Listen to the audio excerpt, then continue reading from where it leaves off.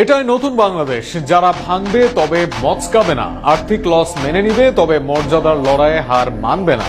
ভারত ও আইসিসির আলটিমেটামকে বুড়ো আঙ্গুল দেখালো বাংলাদেশ। ভারতে না খেলতে যাওয়ার সিদ্ধান্ত নিয়েছে সরকার। আরো বিস্তারিত শুনুন প্রতিবেদন। হৃদয় আমার পাথর তো নয়, সব ব্যথা সয়ে যাব নীরবে। এই গানটির কথা মনে করতেই পারে বিসিবি, কিংবা মনে করাতেও পারেন, কেননা ভারতের আধিপত্য সবসময় মেনে নিয়েছে বাংলাদেশ ক্রিকেট বোর্ড এবং বাংলাদেশ সরকারও। তবে নতুন বাংলাদেশে আপনাদের স্বাগতম। এই বাংলাদেশ আর্থিক ক্ষতি মেনে নেবে, কিন্তু মাথা নোয়াবে নয়। দেশের আত্মমর্যাদা এখানে আর্থিক কিংবা খেলোয়াড় সবার চেয়ে বেশি গুরুত্বপূর্ণ।